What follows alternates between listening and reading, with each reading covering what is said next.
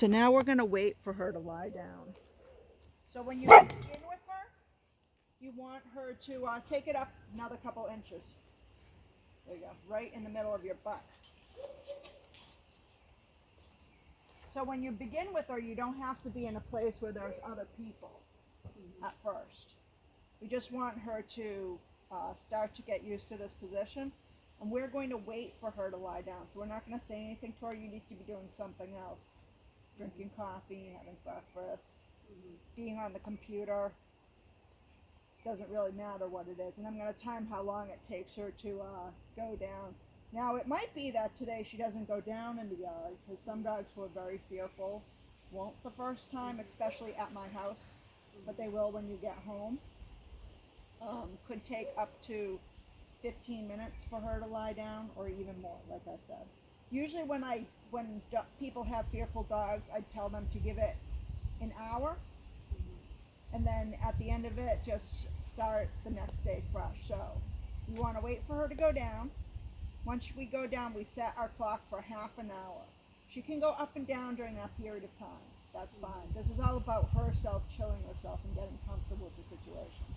Kind of think of this as a mobile pen, a mobile pen, without the things around her. Do you want things going on around her? Or Eventually, once you get her to the point where she settles in quickly, when there aren't going things around her, eventually we take this out into public. But we start her slowly, so I don't pick the busiest park or the busiest area to bring her to. I'll take her. Understand we're in northern Vermont. There's no place that's Busy. No, Well, that works well for her. I took her. Well, Newport's a little town. It's probably a little bit smaller than the Yeah. center of York Beach. Yeah. And I just sat there with her. Yeah. And she was fine, but nobody got close to her. Right. Well, this is a more structured exercise, so she Yeah. can learn to pay attention. And still, people can't come up and pet her right now. Yeah.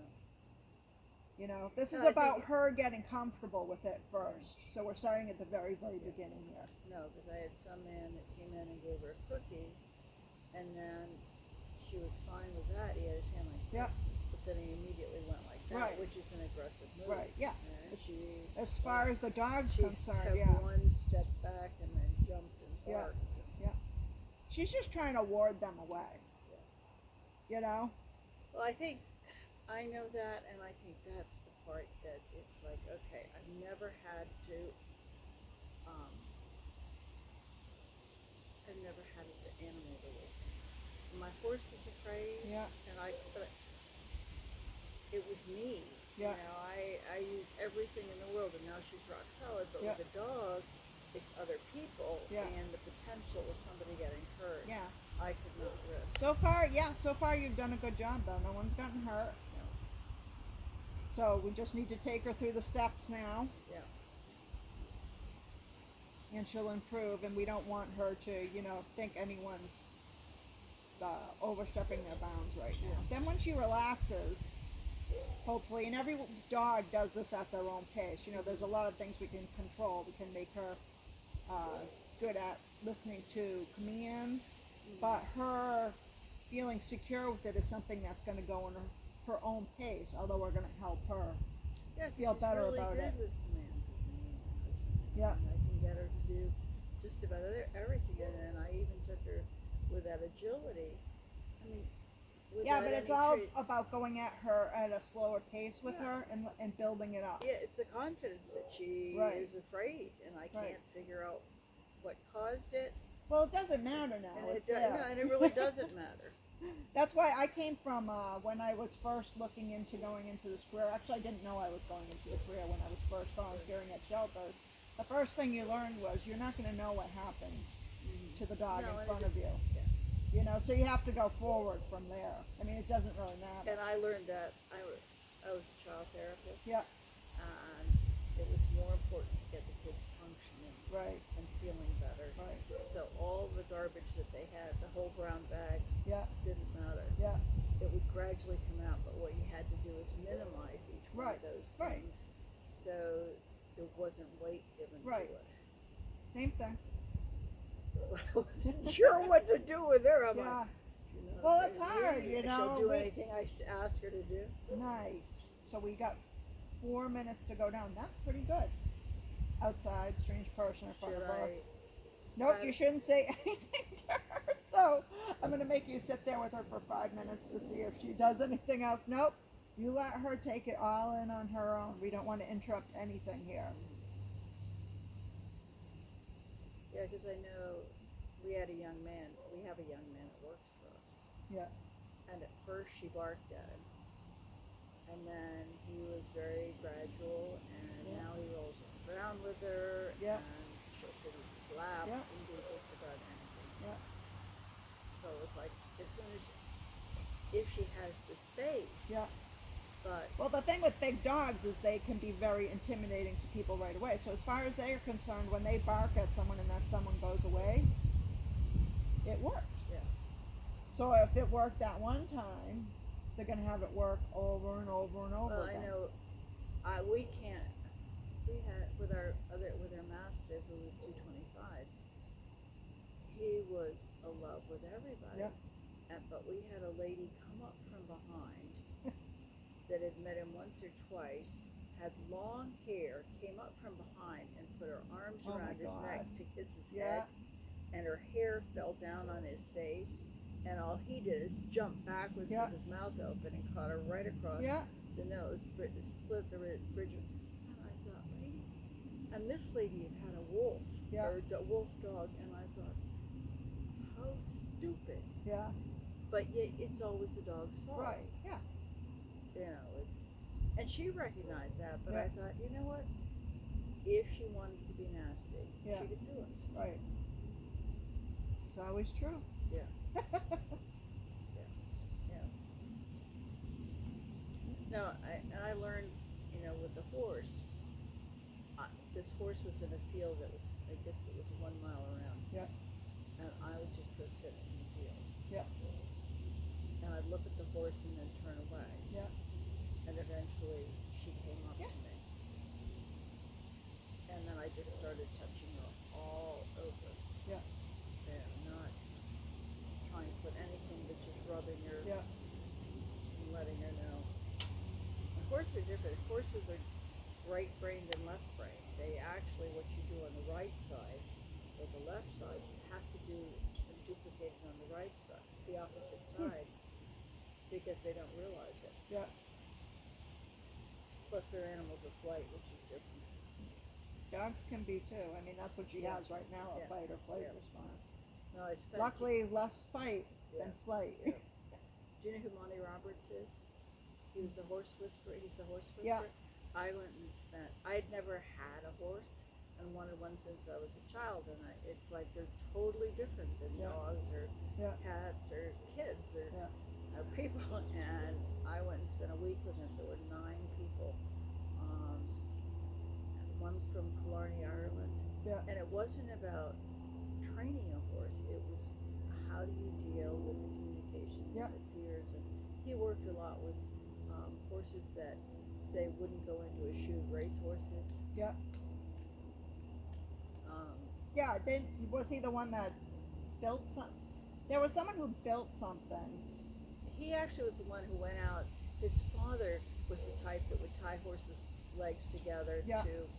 Yeah, he's horrible. And Monty went out on the range and found wild horses and tamed them out on the Yeah. range. He eventually did it even with deer. Yeah. And I've done it with deer, and I did it with llamas. Yeah. But it's a different, Yeah. totally different. I'm most familiar with dogs. I have Yeah. almost no experience with horses, so I find it fascinating. I love the groundwork. Yeah. I've had so many back and neck surgeries. I can't really ride, but I love donkeys. I've got 5 donkeys. I always say I'm lucky I work with domestic animals, rugby really hurts badly. Well, my Well, friend, horses, I guess, are technically domestic animals, right? my friend has a wildlife rehab in Florida. Yeah. And she, last year she did about 1,200 rehabs, including eagles, but she has about 48 species of animals that she's licensed by USDA and Fish and Wildlife. And then 40, you can have exotics if you are licensed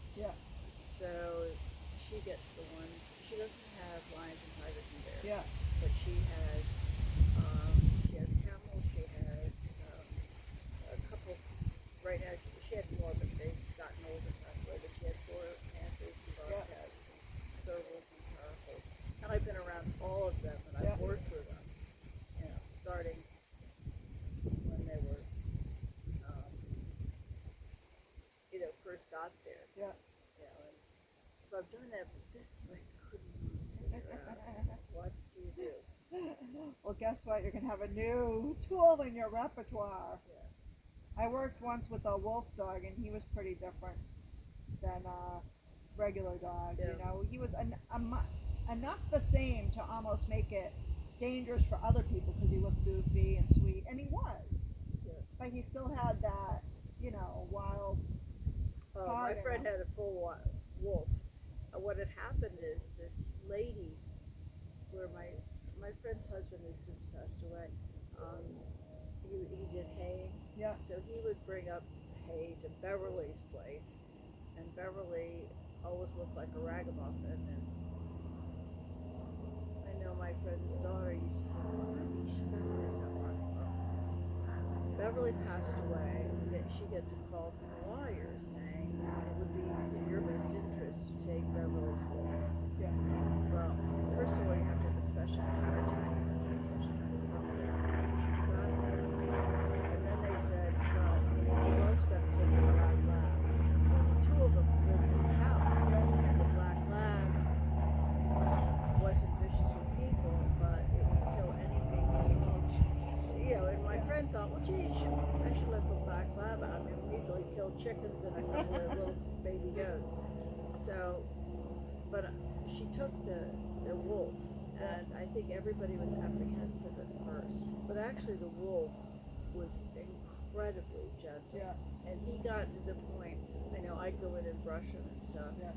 and I'd leave, and he'd just put his head up and just Yeah. owl and owl and owl. Yeah. But, you know, we still kept him in a big enclosure. Yeah. You know, you couldn't let him run around. But, She's just eating grass. When I always observe what their body language is telling you. So obviously her tail's up, so yeah, she's. she's still So afraid. what you want to observe is when her tail starts to untuck. Okay, yeah. Well, I know walking around here, it tells it. I Yeah. took her into Tractor Supply, and her tail was right between her Yeah. legs. I'm thinking, you know, most dogs go in there. Well, they it's could good kill because it. she's communicating with us, Yeah, sort yeah, of. yeah. You know, she's saying I'm really uncomfortable. I don't feel as relaxed as I possibly could. So we're just going to wait for her to go down again. Now you can say, okay, and let her up. Yeah. Okay. And we're going to go back over there.